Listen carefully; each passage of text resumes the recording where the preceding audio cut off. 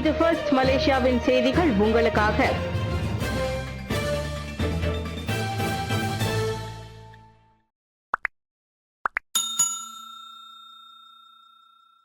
ரத்து செய்யப்பட்ட NSM ஒப்பந்தம். நார்வே நிறுவனத்திடம் 1 பில்லியன் ரிங்கிட் கோரிக்கை. மலேசியா.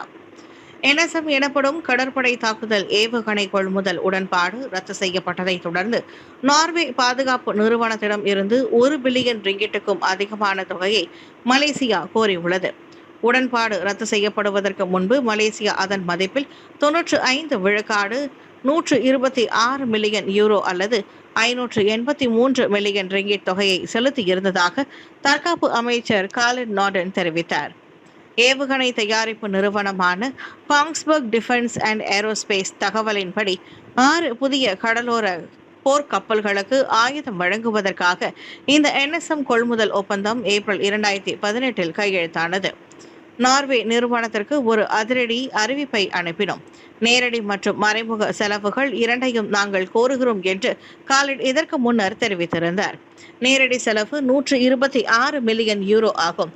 இது நாங்கள் ஏற்கனவே அவர்களுக்கு செலுத்திய தொகையாகும் என்று பேரா லுமூட்டில் உள்ள கடற்படை தளத்திற்கு சென்றபோது அவர் கூறினார். ஜொஹூர் தேர்தலில் 56 தொகுதிகளிலும் BN தனித்து போட்டியிடுவது மத்திய அரசுக்கு எதிரான துரோகம் அல்ல. ஜம்ரி விளக்கம். வரவிருக்கும் ஜொஹூர் மாநில சட்டமன்ற தேர்தலில் பாரிசான் நேஷனல் கூட்டணி அனைத்து 56 தொகுதிகளிலும் போட்டியிட முடிவு செய்திருப்பது மத்தியில் உள்ள ஒற்றுமை அரசாங்கத்திற்கு இழைக்கப்படும் துரோகமானது என அதன் பொதுச் செயலாளர் டாக்டர் ஜம்ரி அப்துல் காதிர் திட்டவட்டமாக தெரிவித்துள்ளார். மாநில அளவில் நிலவும் தனித்துவமான அரசியல் மற்றும் சமூக சூழலை கருத்தில் கொண்டு அடிமட்ட தொண்டர்களின் குரலுக்கு செவிசாய்த்தே இந்த முடிவு எடுக்கப்பட்டுள்ளதாக அவர் விளக்கம் அளித்தார். ஜொஹூரில் தனித்து போட்டியிடுவது என்பது கட்சியின் பலத்தை அடிமட்ட அளவில் நிலைநிறுத்துவதற்கான ஒரு தற்காப்பு வியூகமே தவிர மாநில அரசில் பக்கத்தான் ஹரப்பான் கூட்டணியுடன் கொண்டுள்ள உடன்பாட்டை முடித்துக் கொள்வதாக ஆகாது என்றார். முன்னதாக இந்த சவாலை எதிர்கொள்ள PH தயாராக இருப்பதாக அதன் தலைவரும் பிரதமருமான டாக்டர் அன்வார் இப்ராஹிம் கூறியிருந்தார். என்றாலும் ஜொஹூர் தேர்தல் தொகுதி பங்கீடு மற்றும் மோதல்களை தவிர்ப்பது குறித்து அப்னோ தலைவர் டாக்டர் அகமது சாஹித் அமிதியுடன் சுமூகமான முறையில் பேச்சுவார்த்தை நடத்த அவர் விருப்பம் தெரிவித்துள்ளார். புக்கிட் பின்தாங் சாலையில் தீப்பந்தம் ஏற்றி விளம்பரம். 15 பேர் கைது. புக்கிட் பின்தாங் பகுதியில் சாலையின் நடுவில் வாகனத்தின் மீது தீப்பந்தம் ஏற்றி ஆபத்தான விளம்பர காட்சியில் ஈடுபட்ட சம்பவம் தொடர்பாக ஆடைக்கடை உரிமையாளர் உட்பட 15 பேரை போலீசார் கைது செய்துள்ளனர்.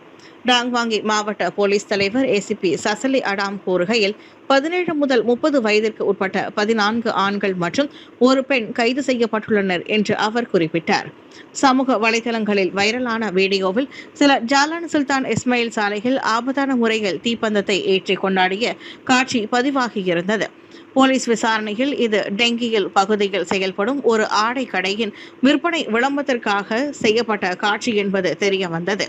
24 வயதுடைய கடை உரிமையாளர், கடை ஊழியர்கள் மற்றும் பணம் வழங்கப்பட்ட சிலரும் கைது செய்யப்பட்டுள்ளனர். இந்த காட்சியில் பங்கேற்றவர்களுக்கு 50 முதல் 700 ரிங்கிட் வரை ஊதியம் வழங்கப்பட்டதாக தெரிவிக்கப்பட்டது. இந்த சம்பவம் தொடர்பாக தொடர்ந்து விசாரணை நடைபெற்று வருகிறது. இணையம் மூலமாக பாலியல் அழைப்பு சேவையில் உயர்கல்வி நிலைய மாணவிகளா? சில உயர்கல்வி நிறுவன மாணவர்கள் இணையத்தில் கால் கேர்ள்ஸ் அதாவது விலை மாதர்கள் சேவைகளை வழங்கி ஒரு சந்தர்ப்பத்திற்கு 2000 ரிங்கிட் முதல் 4000 ரிங்கிட் வரை கட்டணம் வசூலிப்பதாக திடுக்கிடும் தகவல் ஒன்று வெளியாகியுள்ளது. விரைவான வருமானம் மற்றும் ஆடம்பர வாழ்க்கை ஆசையால் சிலர் இந்த செயல்களில் ஈடுபடுவதாகவும் ரகசியமாக முன்பதிவு செய்யும் வாடிக்கையாளர்களுக்கு சேவைகள் வழங்கப்படுவதாகவும் கூறப்படுகிறது. இணையதளங்கள் மற்றும் சில செயலிகள் மூலம் இந்த நடவடிக்கை நடைபெறுவதால் போலீஸ் நடவடிக்கையை கண்டறிவது கடினமாக இருப்பதாக தெரிவிக்கப்பட்டுள்ளது. பேராக்கில் 1462 மாணவர்கள் பங்கேற்ற தேசிய அளவிலான உலக பொதுமறை திருக்குறள் ஒப்பித்தல் நிகழ்ச்சி. மலேசியா சாதனை புத்தகத்தில் தடம். பேரா தஞ்சோங் ரம்புதான் தமிழ் பள்ளி முன்னாள் மாணவர் சங்கம் வரலாற்றில் சிறப்புமிக்க சாதனை முயற்சி ஒன்றை வெற்றிகரமாக நிகழ்த்தியுள்ளது. உலக பொதுமறையான 1330 திருக்குறள்களையும் ஒப்புவித்து மாணவர்கள் மலேசிய சாதனை புத்தகத்தில் தடம் பதித்து அசத்தினர். மலேசியாவின் 8 மாநிலங்களை சேர்ந்த 1462 பங்கேற்பாளர்கள் ஒரே தளத்தில் ஒன்றிணைந்து இந்த அரிய சாதனை படைத்தனர். இதில் 156 தமிழ் பள்ளிகள், 120 தேசிய வகை இடைநிலை பள்ளிகள், 85 தேசிய பள்ளிகளை சேர்ந்த மாணவர்கள் பங்கேற்று திருக்குறளை ஒப்பித்தனர். கடந்த ஞாயிற்றுக்கிழமை காலை 8 மணிக்கு தொடங்கி மாலை 4:30 மணி வரை தோய்வென்றி அருள்மிகு சமயபுர மகா மாரியம்மன் ஆலய திருமண மண்டபத்தில் மிகவும் சிறப்பாக நடைபெற்ற நிகழ்வில் கிட்டத்தட்ட 5000க்கும் மேற்பட்ட பொதுமக்கள் மற்றும் ஆதரவாளர்கள் திரளாக கலந்து கொண்டு பேராதரவு வழங்கினர். இந்த நிகழ்ச்சியில் கலந்து கொண்ட மாணவர்கள் அனைவரும் மிகவும் உற்சாகமாக திருக்குறளை ஒப்புவித்ததோடு அவர்கள் ஒருவருக்கு ஒருவர் மகிழ்ச்சியையும் வாழ்த்துக்களையும் தெரிவித்துக் கொண்டனர். UEC சான்றிதழ் அங்கீகாரம் 16வது பொது தேர்தலில் பெரும் தாக்கத்தை ஏற்படுத்தும். Dato M. பெரியசாமி கணிப்பு. சீன தனியார் இடைநிலைப் பள்ளிகள் வழங்கும் UEC தேர்வு சான்றிதழுக்கு மடானி அரசாங்கம் சிறப்பு அங்கீகாரம் வழங்கியிருப்பது வரவிருக்கும் 16வது பொது தேர்தலில் பெரும் தாக்கத்தை ஏற்படுத்தக்கூடும் என சமூக அரசியல் ஆய்வாளர் டத்தோ எம். பெரியசாமி தெரிவித்துள்ளார். மே 15ஆம் தேதி வெளியிடப்பட்ட இந்த அறிவிப்பின்படி UEC சான்றிதழில் மலாய் மொழி மற்றும் வரலாறு பாடங்களில் தேர்ச்சி பெற்ற மாணவர்கள் சில குறிப்பிட்ட பாடங்களின் கீழ் அரசாங்க பல்கலைக்கழகங்களில் நுழைவதற்கு வாய்ப்பளிக்கப்படும். வரலாற்றை நோக்கினால் UEC சான்றிதழுக்கான அங்கீகார போராட்டத்தில் தான் டாங்ஸாங் எனும் சீன பள்ளிகளின் சங்கமே உதயமானது. இந்நிலையில் UEC அங்கீகாரம் என்பது கடந்த பொது தேர்தலில் பக்கத்தான் ஹரப்பான் தேர்தல் வாக்குறுதியாகும். ஆனால் ஒற்றுமை அரசாங்கம் அமைந்ததிலிருந்து அது தாமதமாகி வந்தது. DAPயும் விடாது அழுத்தம் கொடுத்து வந்ததன் அடிப்படையில் அண்மையில் பிரதமர் டாக்டர் ஸ்ரீ அன்வார் இப்ராஹிம் குறிப்பிட்ட சில மேற்படிப்புகளுக்கான பாதையாக UEC சான்றிதழுக்கு அங்கீகாரம் வழங்கினார். இது டாங்ஸாங் மட்டுமின்றி ஒட்டுமொத்த சீன சமூகத்துக்குமே நிகழ்ச்சியை தந்துள்ளது. DAP பொதுச் செயலாளர் ஆந்தோனி லோக்கும் அரசாங்கத்திற்கு நன்றி தெரிவித்தார். ஜொஹூர் தேர்தலில் அனைத்து தொகுதியிலும் பெரிகத்தான் நேஷனல் போட்டியிடும்.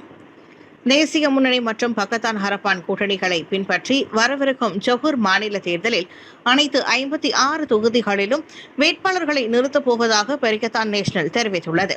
இருப்பினும் எதிர்க்கட்சிகளிடையே மோதல்களை தவிர்ப்பதற்காக மற்ற கட்சிகளுடன் பேச்சுவார்த்தை நடத்த கூட்டணி தயாராக இருப்பதாக பெரிகத்தான் நேஷனல் துணைத் தலைவர் துவான் இப்ராஹிம் துவான்மான் தெரிவித்தார். அதே வேளையில் எதிர்க்கட்சிகள் ஒன்றுக்கொன்று எதிராக போட்டியிடாத வகையில் நாங்கள் பல கட்சிகளுடன் பேச்சுவார்த்தை நடத்த தயாராக இருக்கலாம் என துவான் இப்ராஹிம் பாஸ் தலைமையகத்தில் கூறினார். ஜொஹூர் மாநில தேர்தலில் மட்டுமல்லாமல் மற்ற மாநிலங்களிலும் பக்கத்தான் ஹரப்பான் மற்றும் தேசிய முன்னணி உறுப்பு கட்சிகளை எதிர்கொள்ள பெரிகத்தான் நேஷனல் தயாராக இருப்பதாக அவர் தெரிவித்தார். 2022ஆம் ஆண்டு நடைபெற்ற ஜொஹூர் மாநில தேர்தலில் பெரிகத்தான் நேஷனல் அனைத்து 56 தொகுதிகளிலும் போட்டியிட்ட போதிலும் 3இல் மட்டுமே வெற்றி பெற்றது.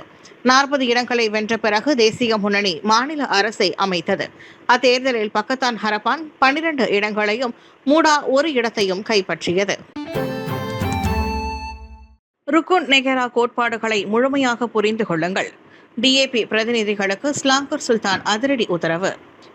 DAP மக்கள் பிரதிநிதி ஒருவரும் முன்னாள் மாநில ஆட்சிக்குழு உறுப்பினர் ஒருவரும் நாட்டின் ருக்குன் நெகரா தேசிய கோட்பாடுகளை இன்னும் ஆழமாகவும் சரியாகவும் புரிந்து கொள்ள வேண்டும் என ஸ்லாங்கூர் சுல்தான் ஷரஃபுடின் இட்ரிஷா கடும் அறிவுறுத்தல் விடுத்துள்ளார்.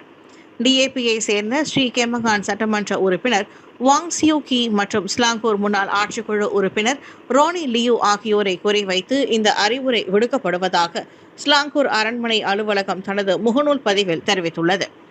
ருக்குன் நெகரா மலேசியர்களிடையே ஒற்றுமையின் அடித்தளமாக விளங்குகிறது என்று குறிப்பிட்ட சுல்தான் ஷரஃபுடின், மாநிலத்தில் உள்ள அனைத்து மக்கள் பிரதிநிதிகளும் மாதத்திற்கு 2 முறை டத்தரான் ஸ்லாங்கூர் வளாகத்திற்கு வருகை தந்து அங்குள்ள நினைவு சின்னத்தில் பொறிக்கப்பட்டுள்ள கோட்பாடுகளை வாசித்து அதன் அர்த்தங்களை புரிந்து கொள்ள வேண்டும் என்று கேட்டுக்கொண்டார்.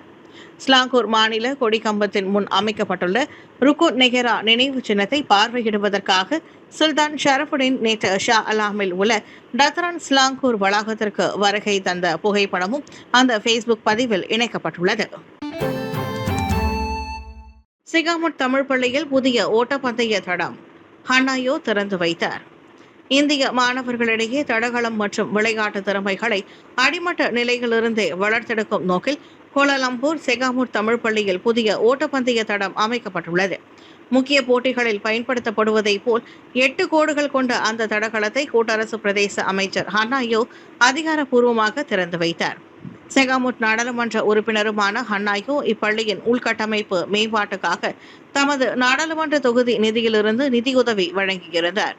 இதன் மூலம் பள்ளி வளாகத்தில் மாணவர்களின் தடகள பயிற்சிக்காக இந்த நவீன ஓட்டப்பந்தய தடம் தற்போது வெற்றிகரமாக அமைக்கப்பட்டிருப்பது குறிப்பிடத்தக்கது.